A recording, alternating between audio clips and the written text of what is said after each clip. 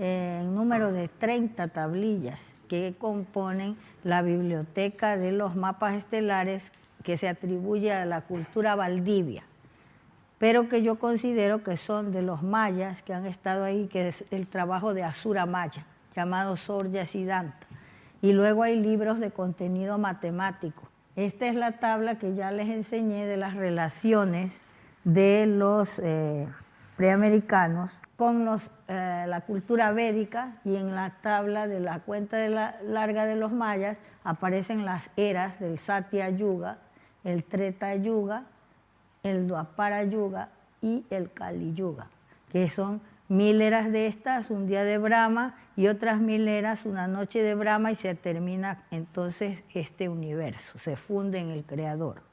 Pero nunca nadie ha hecho este estudio, ni se ha dado cuenta de que están ahí las eras de la cronología védica.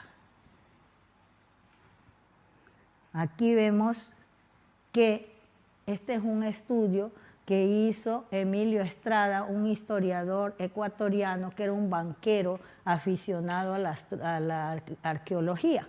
Entonces él hizo un trabajo de las culturas formativas preclásicas del Ecuador. Era publicada por el Museo Víctor Emilio Estrada, del año 1958. Entonces aquí él presenta que aquí está Valdivia, que es un pueblo de pescadores que conserva el nombre de un colonizador hispánico llamado Pedro de Valdivia. En esta zona es donde se ha descubierto esas reliquias de la cultura maya. Aquí tenemos la hacienda que se llama Chorrera, que también le han puesto ese nombre a la cultura que ha hecho unos restos también que se encontraron arqueológicos en esta zona. Aquí queda Guayaquil, mi ciudad, y en esta zona, como vamos a ver, quedaba el estado de los huancahuiscas que describe Juan de Velasco en su obra sobre la historia del reino de los quitus. En esta zona están los nachán o palenques, que es la rama de los escultores mayas, que después cuando regresan de Babilonia los mayas y se asientan en Centroamérica, fundan la ciudad de Palenque ahí también. La siguiente diapositiva es de un mapa que he hecho yo para determinar dónde quedaban estos estados que dice Juan de Velasco, que están formados por estas culturas. Por ejemplo, aquí está el estado de los huancahuiscas, aquí están los mayahuiscas con los tumpis, el estado de Laosí, donde están los chanchanes o mayas clásicos que hablan la lengua ur, que de aquí mandan al Perú a Nainlap, que funda la metrópoli de Chanchán y transforma el desierto costero peruano en zona cultivable con canales de regadío que son obras colosales. Y también de aquí, de este estado de Laosí, parte el rey Takai Namo y funda el reino de Shim-Ur. Tenemos en este estado de Yactacunhua, están los Pan y están, bueno, una serie de culturas que van, hacen las migraciones a Grecia y todo esto, y está la casta de Rama en toda esta zona de por aquí. Por ejemplo, la palabra Quito, se ha dicho, el señor Juan Morris, que estudió las lenguas vernáculas y descubrió las galerías subterráneas que se denominan cuevas de los tallos vulgarmente porque su nombre es Culhuacán. Él decía que unas razas poderosas construyeron ese mundo subterráneo y que eran los taltos y velas que, siguiendo la ruta del sol por mar, se fueron a fundar los pueblos de origen desconocido, como sumerios, etruscos, irlandeses, mayas, húngaros y vascos. Entonces él dice que el nombre de Quito quiere decir dos progenitores en el mayar o húngaro, y que Guayas, Guayaquil, quiere decir madre tierra. Pero en la lengua de los mayas tenemos que el último emperador que rigió en Ekbalán, lo que se llama ahora Yucatán, por un error de los españoles, que cuando llegaron a esa zona vieron a unos personajes que estaban en unas barcas ahí y les preguntaron por señas, porque no sabían la lengua de los mayas, les preguntaron cómo se llamaba ese lugar. Y los mayas que estaban en ese barco, al oír la lengua de Castilla, dijeron Uyután, Uyután, dijeron entre ellos, que quiere decir mirad cómo hablan, al escuchar la lengua de Castilla por primera vez. Entonces los españoles creyeron que decían Yucatán, era Uyután, y le pusieron a esa zona Yucatán. Pero se llamaba Ekbalán, que era el nombre del último príncipe maya, de los 4 hermanos mayas, casado con Caquixajá, que quiere decir la guacamaya. Hay una leyenda en el Ecuador de la señora, una gran narradora ecuatoriana, que tiene una obra que se llama Leyendas Indígenas, que es una obra que yo la encontré en el Rastro de Madrid a un precio irrisorio. Y yo ni conocí esas leyendas, porque allá no las han enseñado nunca, esa obra de esa gran narradora ecuatoriana. Y contiene la leyenda de 3 hermanos, que ella se equivoca y cita 3 hermanos, que son los hermanos mayas, que son 4 en realidad, que en la época del diluvio buscaron refugio en las cumbres de los Andes, y cuando bajaron las aguas, ellos empezaron a bajar para buscar alimento.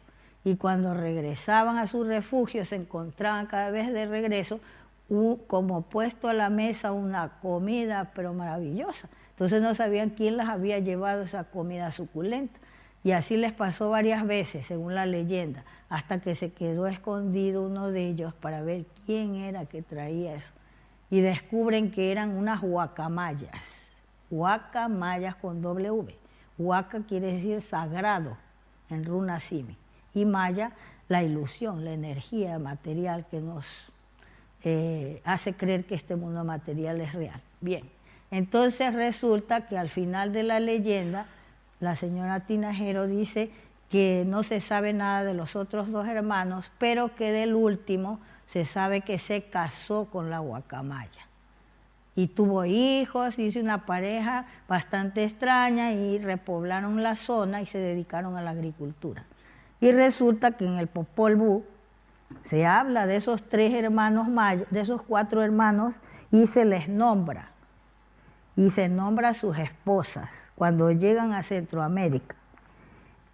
Y entonces vamos a ver cómo dicen que se llamaban. El primer hermano, el primer maya se llama Balán Quisé, Balán Acap, Maucutá e Iquibalán. Y sus esposas se llamaban, ahora que les voy a decir aquí esto.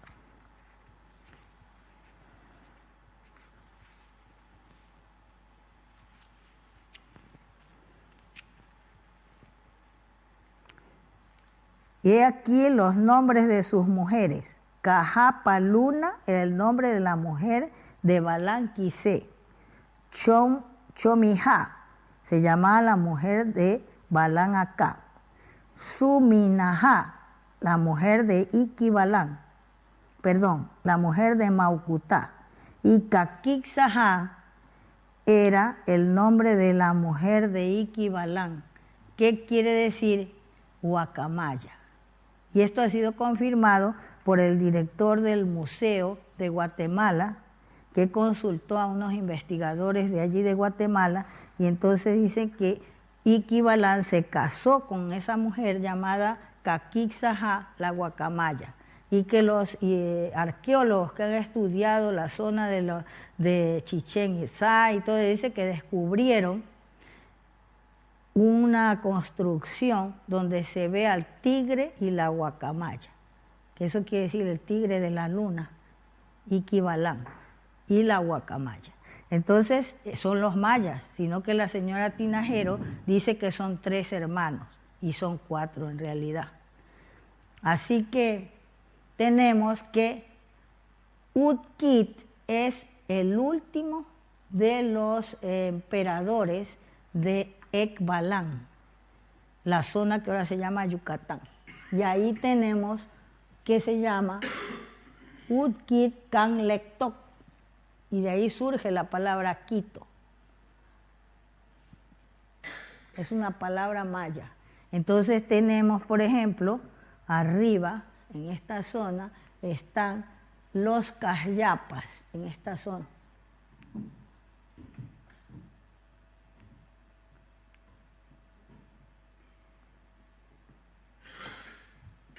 Aquí está el estado de los Canaris.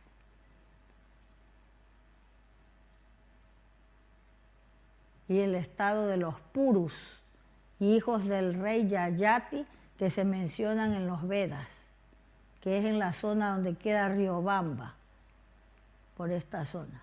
Los Laris, todos esos quedan aquí. Por ejemplo, esta es una tablilla de los mapas estelares que se han descubierto allí en esa zona, que es la zona donde habitaban los palenques. Palenque es un mote y puesto por los inquisidores, porque es una palabra que está en el diccionario de la Real Academia Española, que significa un territorio que está vedado por una valla de madera para hacer un acto ritual o un acto cultural. Se llama palenque o una empalizada. No se sabe por qué les llamaban así a estos escultores mayas, pero su nombre verdadero era Nachan, que son los que construyen la ciudad de Palenque en Centroamérica. Y en el Ecuador hay otra ciudad gemela llamada Palenque, bañada por los ríos Palenque y Macul, y aquí estoy señalando. Y Macul es una palabra sagrada que al invertirse se lee Cumal, que es el nombre de la constelación del Morueco, habitante de campo, Aries, en el zodíaco de Babilonia. También en una provincia del reino de los Quitus se llama Amahuanna. Huanna es Tauro, el toro celestial, en el zodíaco de Babilonia. Además, cuando yo observé pues, que existían estas tablillas que se conservan en una colección particular en Quito, que ahora han hecho una fundación de un pintor ecuatoriano llamado Estuardo Maldonado, pero ahí se exhiben y él ha hecho pinturas imitando las piezas arqueológicas de esta cultura que ellos llaman Valdivia, la autora de estas obras de arte y ciencia, pero no se han interpretado el contenido de estas tablillas. Entonces empecé yo a buscar la manera de interpretar estas tablillas, porque yo no soy astrónoma, soy investigadora de temas históricos, y fui a consultar a un amigo español que le gusta la astronomía, es aficionado y hasta tiene un telescopio. Y entonces se llama Carlos Sierra Rodríguez. Eso fue hacia como el 2008, por ahí. Entonces él me dijo que estaba trabajando a tiempo completo y no podía ayudarme. Y me regaló la obra de Secharya Sitchin, un ruso que era investigador de los temas de Sumer y Babilonia.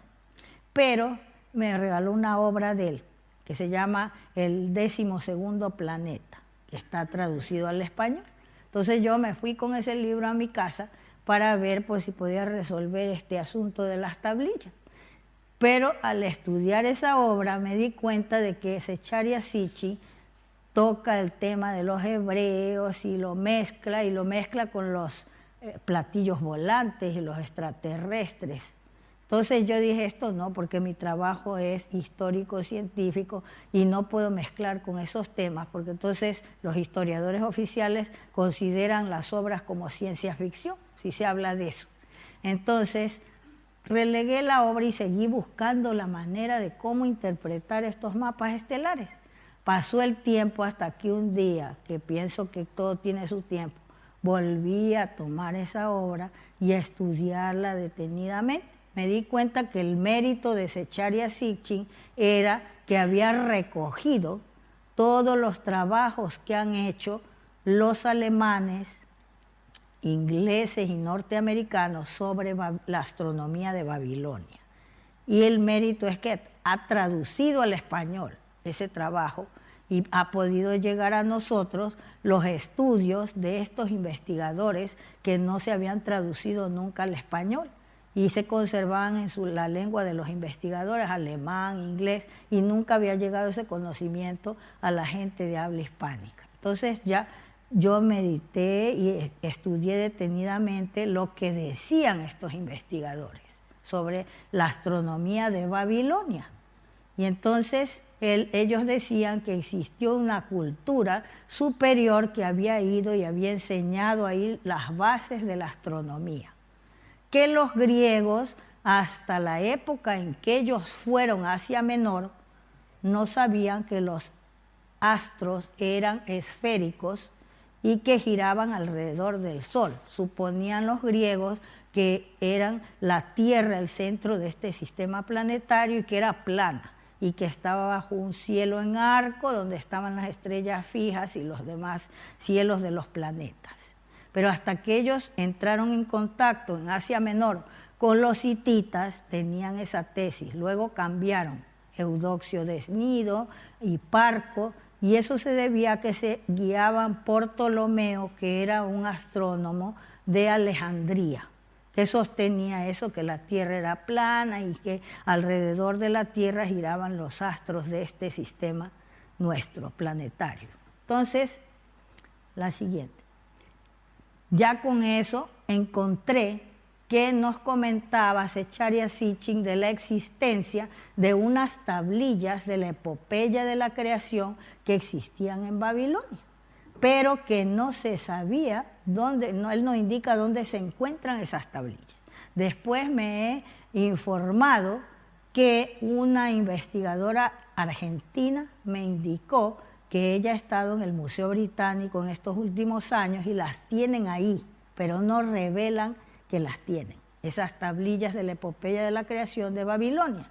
Solamente encontré que aquí presenta Zecharia Sitchin esta impronta de un sello de Babilonia donde se ve nuestro sistema planetario completo, con todos los planetas como ahora se conocen, que están girando alrededor del Sol.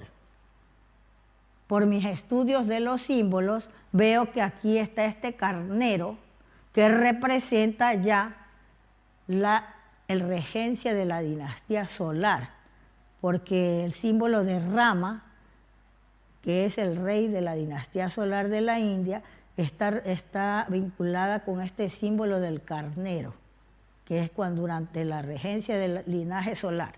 Entonces parece que es de ese tiempo, es, según Zecharia Sitchin, del 3er milenio antes de Cristo, este sello. Entonces, basándome en la posición de este sello que aparece en los planetas nuestros aquí, el Sol en el centro, estudié yo las tablillas y pude interpretar 6 de esta colección, de esta biblioteca de 30 o más tablillas de ahí de Ecuador. Y me enteré por Zecharia Sitchin que la historia de los babilonios sobre que consta en las tablillas de la epopeya de la creación es que dice que existió el sol que se llamaba Apsu. Todos tenían nombres ya, pero en babilonio no son Marte ni Venus, esos son los nombres griegos. Tenían otros nombres que están aquí, en babilonio. De ahí viene Plutón, que se llama Gaga, como la artista esa norteamericana que tiene ese nombre. Y entonces, Lady Gaga, bien.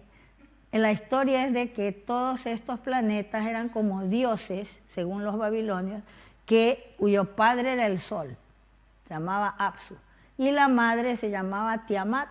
Y entonces, en un tiempo, los planetas estos, que eran como dioses, quisieron destruir al sol y quitarle sus atributos. Y la madre se volvió como un monstruo que quería destruirlos a todos. Estaba en ese momento cuando del espacio exterior aparece un planeta llamado Marduk, como un meteorito que viene con sus satélites, y los satélites chocan contra Tiamat, que se parte en dos, y una parte viene y se coloca aquí, y es la Tierra, con sus con su luna, que se convierte el satélite de Tiamat, Ningú, en la luna, satélite de la Tierra.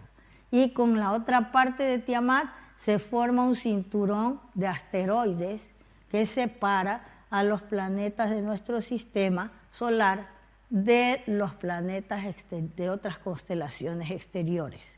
Esa es la historia de los babilonios sobre su tradición de la astronomía y que se conserva en las tablillas de la epopeya de la creación. Así que con todo ese conocimiento pude interpretar, aquí vemos, al planeta Nibiru o Marduk, que dicen según la tradición de Babilonia, que cuando aparece en el espacio sideral, porque todavía aparece y desaparece, se producen cambios tremendos para bien o para mal en este sistema planetario, en el universo. Entonces, aquí lo vemos que aparece aquí. Tenemos a Marte, tenemos a Venus, Plutón, y aquí está Urano, Neptuno, Saturno y Júpiter. ¿Ves? Mercurio, sí, Mercurio y Júpiter. Y entonces, pero aquí yo pensaba que este era la Tierra con sus dos lunas. Y por eso hice este dibujo así. Pero después me convencí, eso fue porque estudié lo del señor Juan Morris, que decía que habían dos lunas, y se cayó una que se llamaba Kenos, que chocó contra la estratosfera de la Tierra y se produjeron tsunamis, que eso fue lo que se interpretó en todo el mundo como el diluvio. Pero era que venía cayendo, pero no de golpe, esa luna llamada Kenos, y al chocar con la estratosfera se transformó en un polvo color rojo que cubre las zonas de ahí de América del Sur. Bien, entonces pues yo pensé por eso que era la Tierra con sus dos lunas, pero después, estudiando más, me di cuenta de que es la constelación de Orión, que está representada por estos discos. Estas flechas representan rutas, porque se empleaban estas tablillas para los viajes de navegación de altura. La siguiente. Esta es otra tablilla que he interpretado, y aquí vemos a las Pléyades. Tenemos a Marte, Júpiter, Neptuno, Plutón, Saturno y Urano. La siguiente. Esta es otra tablilla.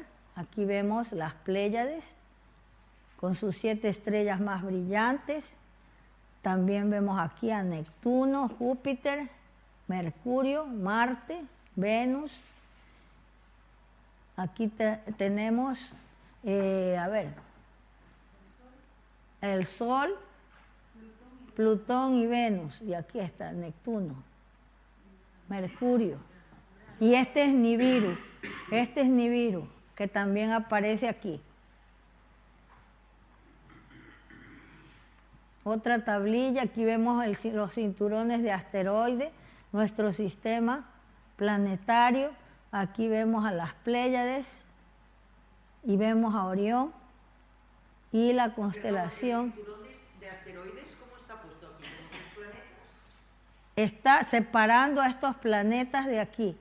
¿Y dónde está? ¿Me lo puedes señalar? Este es el cinturón de asteroides y estos de aquí. Sí. Se puede considerar que son los cinturones de asteroides, estos. Y aquí está nuestro sistema. No aparece la Tierra, pero está aquí Orión y está la constelación de Géminis. La siguiente. Esta fue la más difícil porque yo no soy astrónoma, pero hasta que me puse a estudiar y ya descubrí que más o menos cuáles eran. Y aquí tenemos nuestro sistema, y este es Orión y nuestro sistema planetario. Luego tenemos Géminis, la Osa Menor, y luego aquí están las Pléyades y la constelación de Lira con su estrella más brillante, Vega. Esta es otra tablilla. Aquí vemos que cuando hay una conjunción, dicen que cuando está en conjunción Orión con Rigel y Betelgeuse se ilumina el templo de los Laris en Riobamba, que tiene la forma de un león o puma, porque ellos son los purus, del linaje lunar. Y un arquitecto ecuatoriano que ha estudiado aquí en España escribió una obra sobre la construcción de esos templos en forma de puma, que eran del linaje lunar, en Tiwanaku, en Perú, que tienen la forma de un león. Y dice que se ilumina en esa forma cuando entra en conjunción la constelación de Orión con Rigel y Betelgeuse. Y aquí está nuestro sistema. Y está Nibiru. Aquí vemos un mapa estelar moderno que también señala las flechas y las esferas representando a los astros. Eso ya era conocido desde tiempos inmemoriales en Preamérica, porque esas tablillas que he mostrado de esa biblioteca son de la era antediluviana, los libros líticos. La siguiente, otra parte del mapa estelar moderno, donde se ven las esferas representando a los astros y las flechas. Aquí vemos esta pieza que estábamos comentando contigo de la pirámide que está allí, que se ha descubierto en La Maná, que la exhibe el señor, el Klaus Dona. Entonces, este amigo que se llama Adrián Layana Bajaña me mandó esta foto, que en la parte inferior de esa pieza, de esa reliquia allá en la mina de La Maná, se encuentra Orión señalado y con estos símbolos que han sido interpretados por un investigador. El señor, el profesor Schielman, que ha realizado la traducción de estos símbolos. Mira, aquí está este símbolo que aparece en los sabeos y en el Brasil prehistórico, que él ha traducido como cara. Bien, la siguiente. Estas son reliquias que presenta Klaus Dona, que son halladas en la mina de La Maná, en Ecuador, y que son de jade. Es una copa grande que tiene incrustaciones metálicas que al incidir una luz intensa se iluminan y representan un cosmos donde hay diversas constelaciones. Y según parece es hecha por los mayas, todo esto porque ellos eran los astrónomos. Esta copa va acompañada por otras copas pequeñas. Aquí las vemos. Él presentó este material en la conferencia esa de prehistoria en Hungría. Entonces yo le he tomado para demostrar que los símbolos de los astros son esferas en Preamérica desde tiempos inmemoriales. Ya sabían que los astros eran de formas esféricas, porque de esa manera pueden girar sobre sí mismos y alrededor del Sol. Bien, aquí tenemos en las copas pequeñas tenemos símbolos de la escritura maya y tolteca. Los mayas, los numerales, tenían estas barras así horizontales y los toltecas así, con el punto hacia a la derecha. Son símbolos numerales, mayas y toltecas. La siguiente. Esta es otra reliquia presentada por el señor Klaus Dona, donde se ven 3 personajes que están sobre un cosmos, también con incrustaciones metálicas y de jade, que se iluminan, como en esta parte de aquí. La siguiente. Yo puedo demostrar de que tenían las 2 tesis, tanto la geocéntrica como la heliocéntrica, en el Ecuador, en tiempos inmemoriales. Por ejemplo, este es un instrumento hallado en la mina de La Maná que se ha confundido con un mandala. También es de jade, con incrustaciones metálicas que se iluminan cuando se incide una luz intensa sobre ellos. Están en la zona Lo asombroso de este instrumento es que fue llevado a Grecia, posiblemente por la etnia de los Tisalios, la dinastía Pan, fundadora de Panfilia en Asia Menor, o por los Purus, Pauravas o Laripatas o Laricaxas, los Lari fundadores de Larisa en Grecia y de Larsa en Mesopotamia. Este instrumento es la representación geocéntrica del universo, el cielo de la luna hasta el cielo de Saturno descubierto en La Maná, Ecuador. Aquí vemos cómo era la representación de los griegos de este universo, que es la misma de este instrumento. Tenemos la Tierra, el cielo de la luna, de los 7 planetas y de las estrellas fijas. O sea que tenían esas dos tesis, la llevada por los mayas, que es la heliocéntrica, con el Sol en el centro del sistema planetario, y la de la Tierra en el centro de este sistema. Siguiente. Aquí vemos que coincide este símbolo hallado en La Maná con el mismo símbolo en un vaso griego de finales del Neolítico, 4000 y 3000 antes de Cristo. Son las mismas culturas.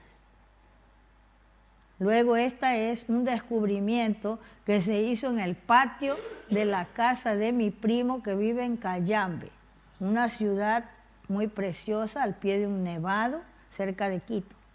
Entonces, en el patio de su casa hizo un hallazgo de piezas arqueológicas y entre ellas encontró esta vasija en forma de media luna. Mi primo se llama Luis Alfonso Rodríguez Andrade Peña. Entonces él no sabía, él le gusta la arqueología, estábamos buscando entre él y yo en el origen de la cerámica y las piezas que se han encontrado en todo el mundo de las vasijas, los tipos de vasijas, pero no existía ninguna así igual a esta, en forma de media luna, hasta que descubrí este kudurru que se encuentra en el Museo del Louvre, en París, y es del siglo XIX a.C. Entonces dice que allí está la escena de esta divinidad con este rey que están rindiendo homenaje a muchas divinidades, y entonces se encuentra una mesita con la misma vasija. Los historiadores que han estudiado este kudurru dicen que se trata de un candil, pero es la misma que aparece en el Ecuador, en Cayambe. Aquí tenemos las fichas de los cómputos de la dinastía lunar, llamados Muyuquipus, ordenador ecológico de la dinastía lunar con el que pudieron inventar el calendario lunar. Era un instrumento de altas matemáticas.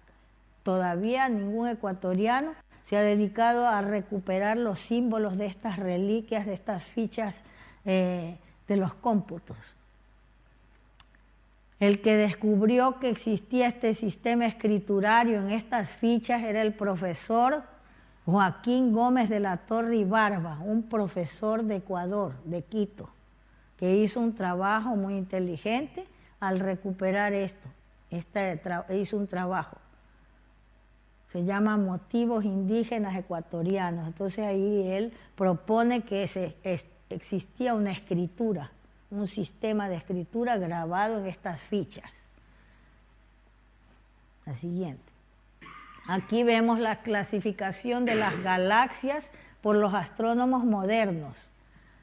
El tipo de galaxia en forma discoidal, en forma de espiral, con sus clasificaciones. Y vemos que estos tipos de galaxias aparecen en las fichas estas porque hay fichas de astronomía.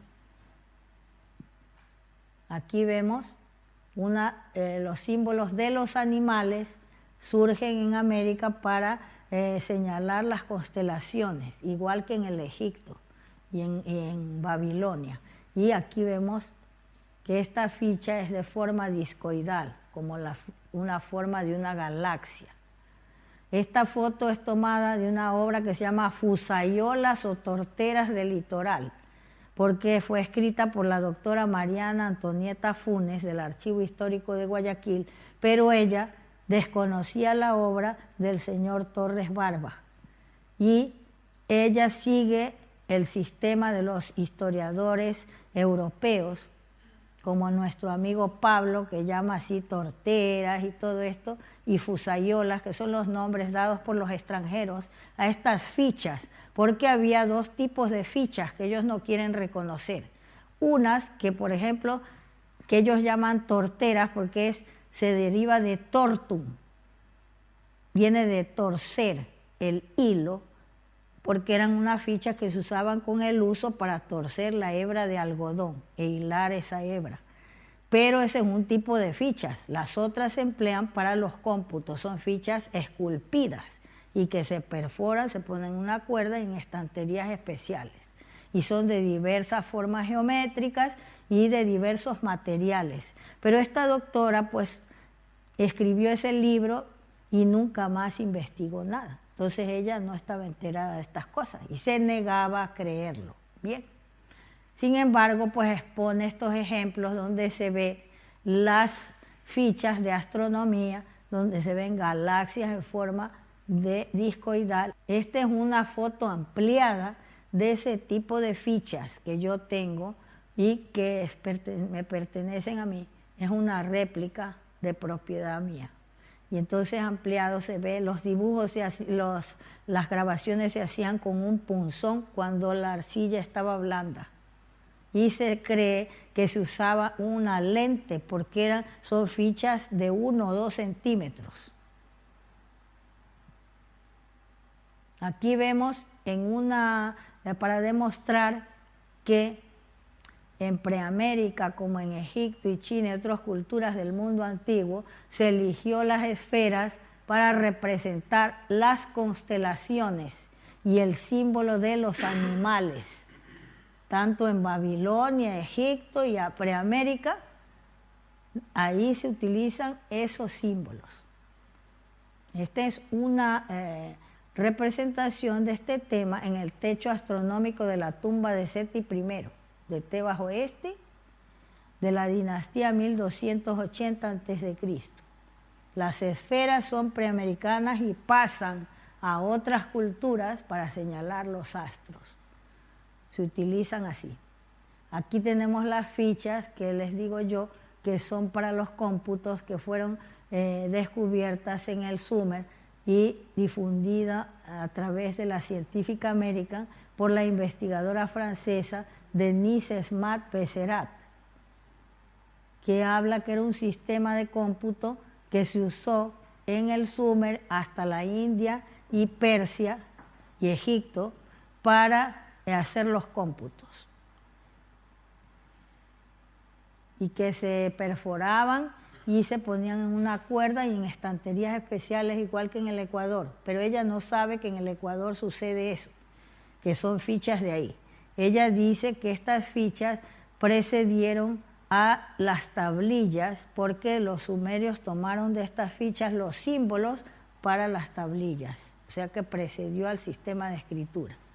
Aquí presento pues los paralelismos de las fichas de los quitus o caras con los sumerios, que son las mismas. Este es Uri, el nombre del sistema de escritura geométrico-matemático creado y usado por las mujeres preamericanas, del que se registran informes en los libros sagrados del Tíbet. Se ha observado que en Babilonia existía una lengua de las mujeres y una numeración usada por las mujeres y otra por los hombres. Pero estos investigadores no saben que este sistema existía en Preamérica.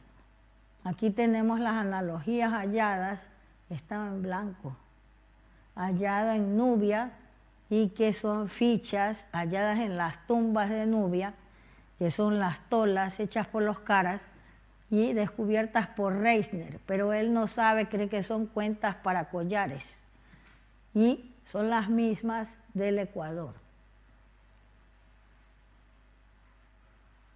En la parte plana se esculpían los símbolos.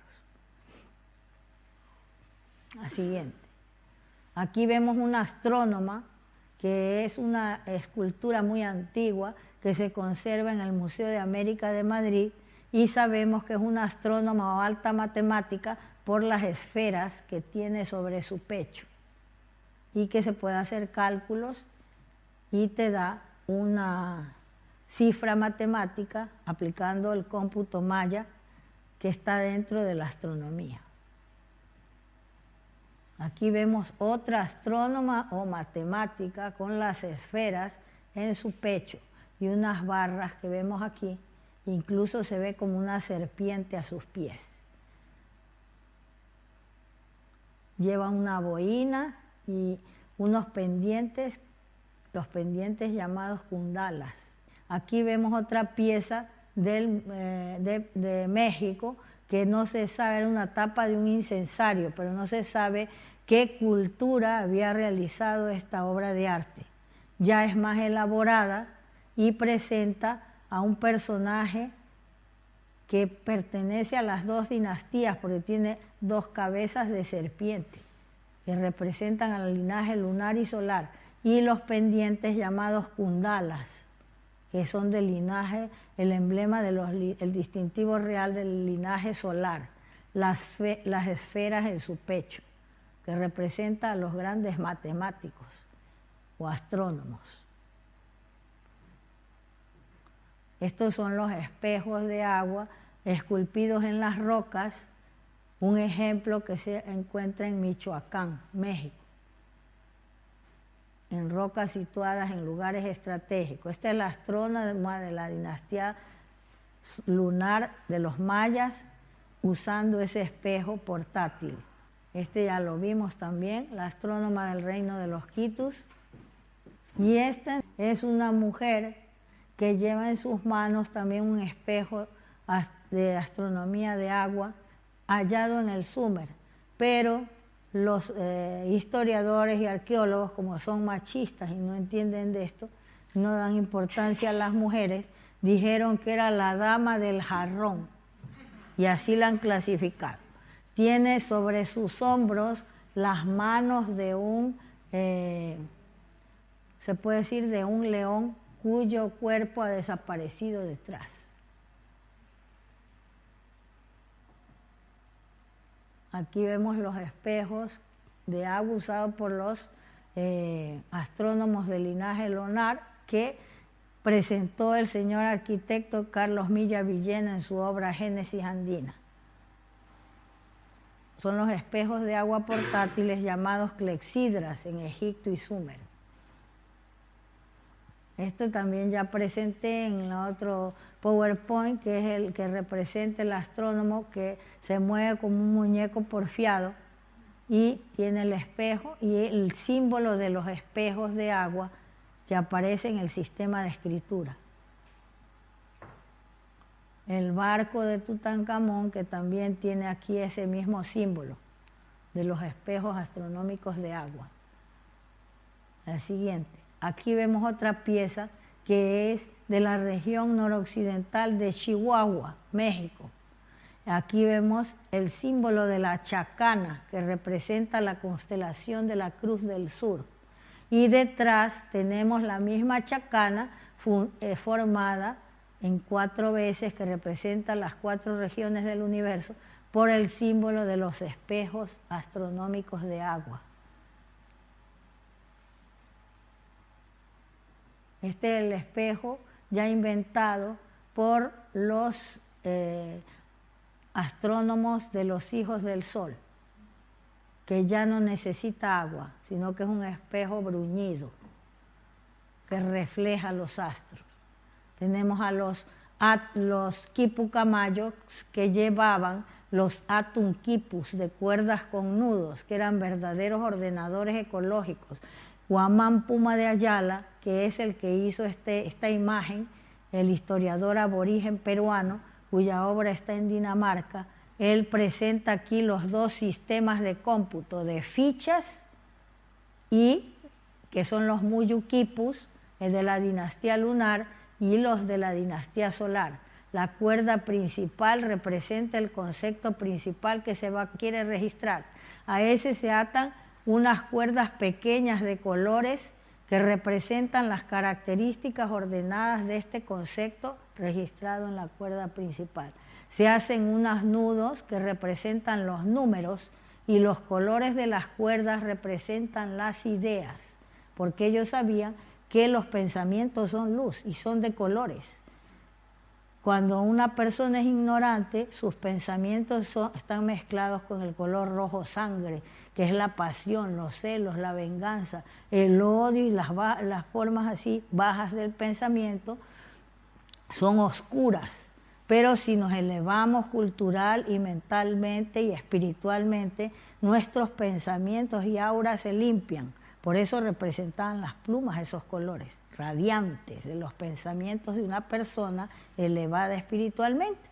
Y aquí se ve que las ideas se representan con colores, porque sabían ellos que los pensamientos son luz y el cerebro es un emisor y receptor de energía.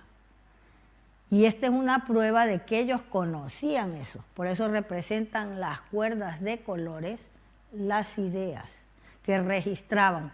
Inventaron el sistema decimal, los es decir, los quipucamayos, estos grandes matemáticos que llevaban estos dos tipos de quipus, las mujeres quipucamayos y los hombres que llevaban los muyuquipus y los atunquipus, eran los asesores del gobierno de los emperadores de la dinastía lunar y solar. Eran los organizadores de la gran comunidad de naciones andinas. Dice que estos, según lo que he estudiado yo y que se presenta en mi obra El origen preamericano de la informática, estos asesores del gobierno hacían las actividades de un programador, de un analista y de un documentalista como soy yo, en el gobierno de los Apu Capac Incas y del gobierno de la dinastía lunar, de las mujeres. Entonces, con el sistema decimal, ellos empleaban un lenguaje simbólico para conservar los datos y estos ordenadores cumplían las 5 actividades o 4 actividades de un ordenador: entrada, almacenamiento, control y salida, para recuperar los datos rápidamente. Entonces, emplearon el sistema decimal que inventaron ellos para ordenar los datos dentro de ese ordenador, los hijos del sol. Entonces, organizaron una red informática a nivel nacional. Esto es increíble, pero es realidad, porque tenían un ordenador central en el Palacio de la Reina y otro en el Palacio del Rey. Y los quipucamayos, que eran los técnicos entrenados en las instituciones superiores del linaje lunar y solar, cuando estaban preparados, los mandaban a recoger datos a todas las regiones de la gran comunidad de naciones andinas, donde habían instalado los ordenadores periféricos o esclavos de una red informática. Y cada año un emisario de la corte, que era un quipucamayo, que iba a recoger cada año toda la información que se había reunido para alimentar los ordenadores centrales del Palacio de la Reina y del Rey. Y así estaban enterados de todo lo que se había sembrado, de cuántas personas eran de sexo femenino, de sexo masculino, quiénes estaban preparados para llevar armas, cuánto se había producido en la región sobre tal o cual producto, cuántos muertos habían habido en las guerras, etc. Pero el rey de España, Carlos V, emperador del Sacro Imperio Romano Germánico, no podía saber cuántos habitantes había en España en esa época, ni cuánto se producía de tales o cuales productos en cada región. Pero en Preamérica ya tenían solucionado todo eso. Sin embargo, cuando Pizarro invadió toda esa zona, mandó a la hoguera, por orden de los frailes inquisidores, todos estos archivos. Y los que se han salvado han sido los que se depositaban en las tumbas de los reyes, donde constaban todas las obras que habían aportado a la comunidad. Si un rey no había aportado nada, era borrado de la historia. No es como ahora los que gobiernan, que hacen lo que les da la gana, roban e incluso los ponen en la historia. Bien, así sucedía, era el orden que había en estas culturas, que no eran tiranos, como vino un señor aquí que es historiador y me dijo que los incas eran tiranos. Entonces yo no pude aceptar eso porque ellos eran unos sabios y que tenían una diplomacia para enviar de la corte las personas de la crema de la corte con regalos a los estados independientes donde iban a invitarlos que se anexionen a la gran comunidad de naciones andinas, porque la unidad hace la fuerza, da respeto a las naciones y riqueza. Y entonces me enviaban regalos. Lo que pasa que, por ejemplo, en el Ecuador había un rey llamado Tumpalá que mandaron así de una isla regalos con emisarios de la corte de los incas y él recibió los regalos y mandó a apuñalar a todos, los mató y entonces se produjo una guerra. Luego tenemos que los astrónomos griegos no sabían que la Tierra y los astros eran esféricos hasta que viajaron al Asia Menor y se pusieron en contacto con los hititas y los hititas eran los tupihuaras que les informaron sobre la astronomía en Babilonia. Entonces allí cambiaron. Por ejemplo, Eudoxio de Cnido y Parco, cuando visitaron en el siglo II a.C., visitaron Asia Menor, cambiaron ya de sus ideas de que la Tierra era el centro de este sistema planetario, cosa que seguían de Ptolomeo, que era un astrónomo de Alejandría. Bien, así que Eudoxio de Cnido dibujó una esfera, así, y entonces los romanos la tomaron como modelo para hacer esta estatua de Atlas soportando al mundo, pero no se podía saber en qué parte estaba la posición de la Tierra aquí, en estas donde están las constelaciones. Bien, este señor es Gabriel D'Annunzio Baraldi, el investigador ítalo-argentino de 1938 al 2002, que descubrió en 1997 que la escritura de los hititas es la misma que la de los tupihuaras y que se trata del mismo pueblo, y escribió 2 trabajos llamados Os hititas americanos y A Descoberta, y recibió pues una medalla del gobierno en reconocimiento por ese descubrimiento. Así que le dieron el premio Clio de la historia, pero sus trabajos no han sido traducidos al español, están en portugués. Se puede consultar por internet algunas entrevistas que le hicieron en Italia y es muy interesante, deberían ustedes consultarlo. A Gabriel D'Annunzio Baraldi. Aquí vemos esta imagen de la Tierra, que es el globo terráqueo, que ya lo presenté en el otro PowerPoint, que ellos sabían pues que los astros eran esféricos. Y aquí está la presencia del sonido trascendental estableciendo la armonía sonora en el universo. Y esta es la otra imagen del sonido trascendental y la imagen de Muyutex. Conocían lo que era la acústica en Preamérica. Se ha descubierto en el Ecuador unas vasijas que le llaman vasijas musicales, que tienen una caja de resonancia dentro y reproducen los sonidos de la naturaleza.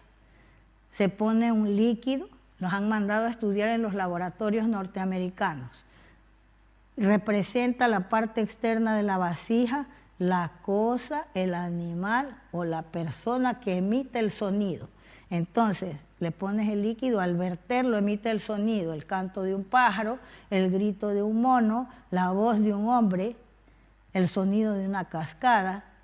Incluso los norteamericanos en sus laboratorios pusieron líquido en algunas y al verterlo no escuchaban nada, pero el oscilógrafo marcaba ultrasonidos e infrasonidos, que son los que emiten las plantas y los animales. Sonidos que no podemos percibir con nuestro sistema auditivo. Entonces no se sabe cómo habían hecho eso los preamericanos de la zona del Ecuador. Aquí, por ejemplo, vemos el plano urbanístico de Laripampá, la capital de los Laris o Purus, de ahí de Riobamba, los hijos del rey Yayati, y que son los Paurabas, reyes del linaje lunar, con símbolo de la luna en sus templos. Entonces aquí es cuando se ve que cuando entra Orión en conjunción con la constelación de Rigel y Betelgeuse, se ilumina esta ciudad de los Laris con la forma de un león. Aquí están los 4 suyos: Chinchasuyo, Contisuyo, Urinsaya y Antisuyo. Y el Collasuyo. ¿Ves? El Collasuyo, Antisuyo, Puntisuyo y Chinchasuyo. Y este Anansaya y Urinsaya es el Alto y Bajo, como el Alto y Bajo Egipto. Y así mismo era en Tiwanaku, el Alto y Bajo Perú. La persona que ha hecho esto es el arquitecto Alfredo Lozano Castro, que recupera el espacio perdido de Liribamba, capital ancestral de los Purus. Este es un sello que está en el Museo de América, que lo he recuperado yo, y entonces pensé en un principio que era una construcción en las cumbres que representaba, pero no, resulta que es un sello de un astrónomo que refleja esto, la imagen de Urano. A ver, aquí está el dibujo, se veía como una escultura de un personaje con un turbante, y aquí en la pieza hay un conejo y otros símbolos por aquí. Aquí esta es una imagen tomada ya por los radiotelescopios modernos, publicada en la National Geographic, del planeta Urano. Entonces representa ese mismo símbolo, este sello, o sea que es el sello de un astrónomo que al parecer ha descubierto ese planeta allí en la zona de los Quitus.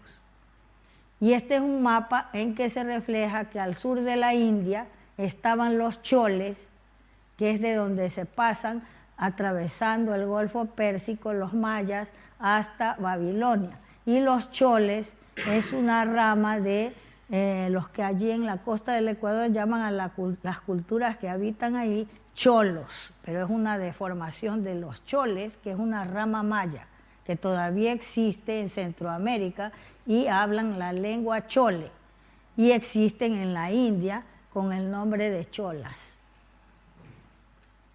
El siguiente. Este es un libro de contenido matemático, lítico, que contiene la información, el conocimiento de la enseñanza de Pitágoras sobre el origen de los números y las figuras geométricas. Se encuentra en una colección particular que se llama Schoyen, en Noruega, y a veces se difunde en Oslo y Londres, que tienen allí un sitio donde hacen exposiciones de sus reliquias, de las reliquias que poseen. Aquí, por ejemplo, aplicando el sistema de cómputo maya, tenemos que estas esferas de aquí, estos puntos, suman 66.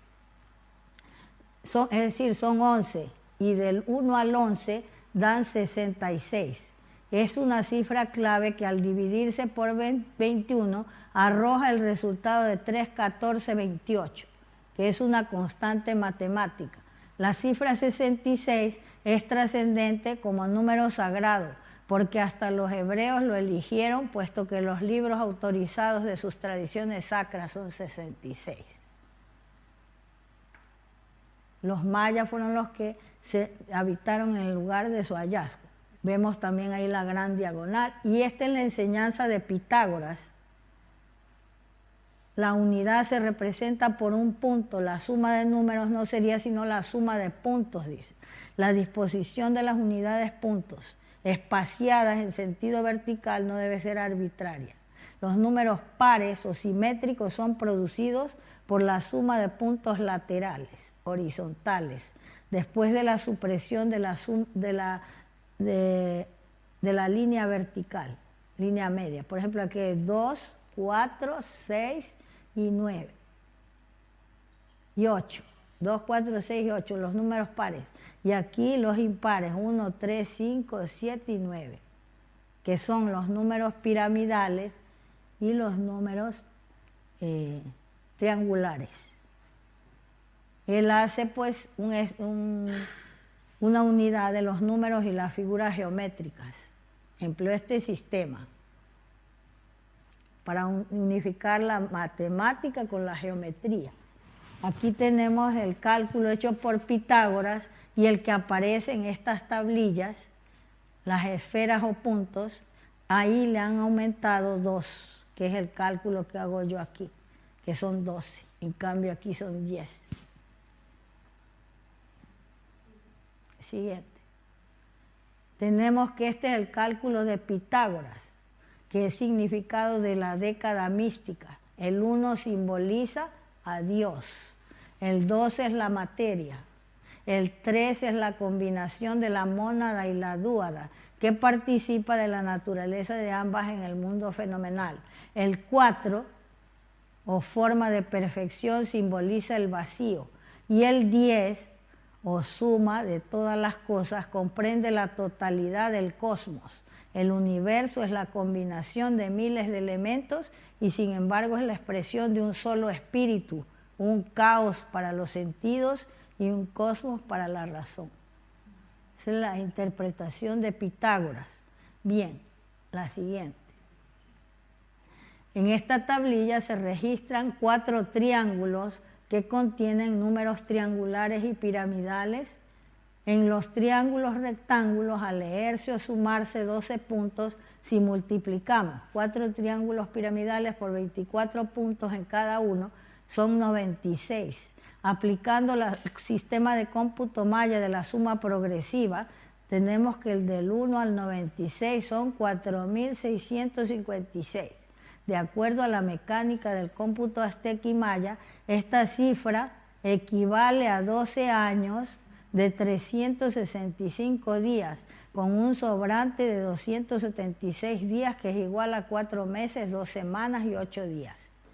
En el cuadro de la cuenta larga de los mayas, 12 tunes equivalen a 4.580, y en la tablilla del reino de los quitus se registra 4.656.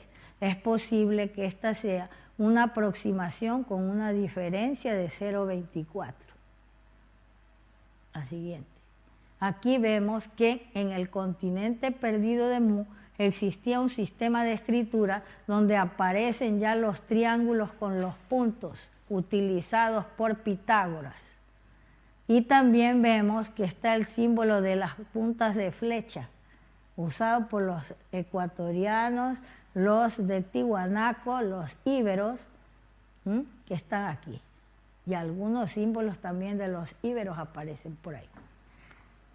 Aquí, por aquí están, mira. ¿Ves?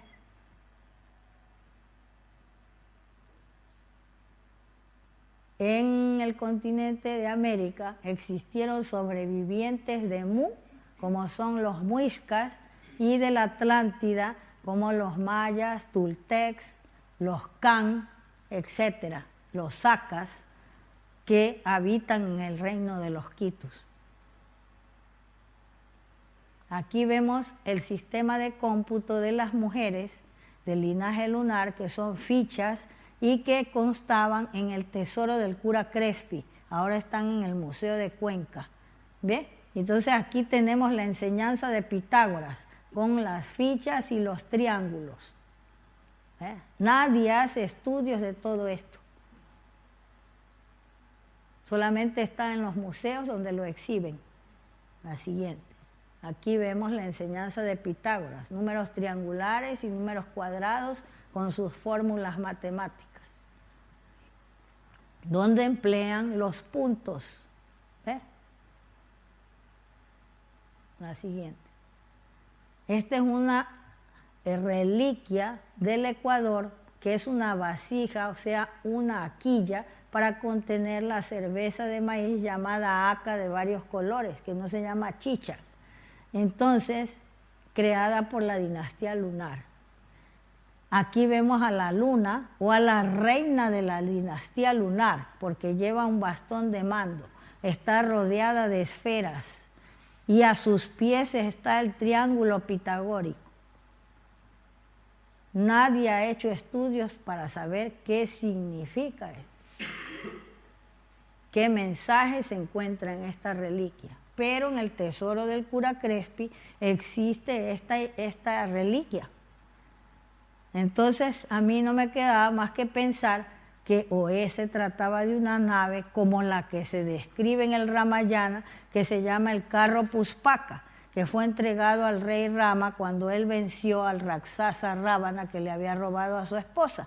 Entonces el hermano de Ravana, que se llamaba Vibhishana, le entregó este carro que se llamaba Puspaka, que era una nave en forma de disco, como del tamaño de una gran ciudad, que había sido robado por Ravana al dios Kubera, el dios de las riquezas. Con esa nave podía Rama trasladarse con su ejército y con su esposa a Ayodhya, que quedaba lejos donde se encontraban en el bosque de Andaka. Bien, entonces Rama, ahí se describe en el Ramayana que sube con Vibhishana, el mono Hanuman, su ejército, los principales generales y su esposa, y que este carro Puspaka era de oro y dentro tenía unos tapices, unos asientos bellísimos y tenía alimentación para un viaje largo.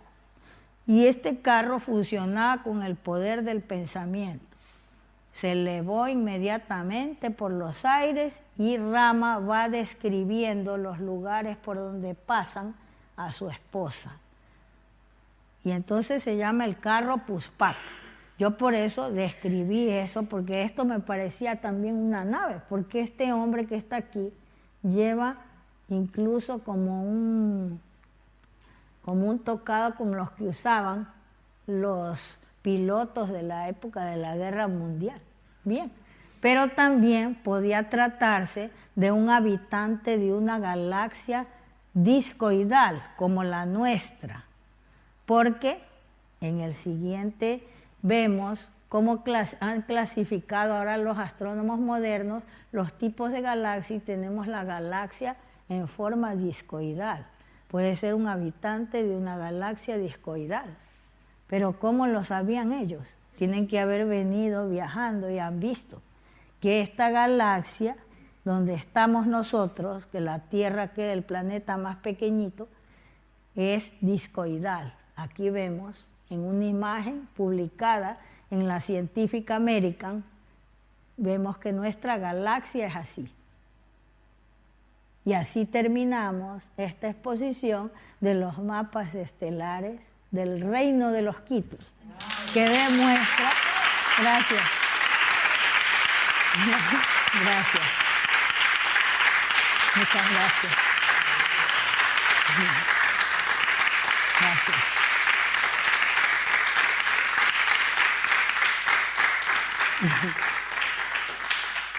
Con esto he querido demostrar que la astronomía surge en el reino de los quitus.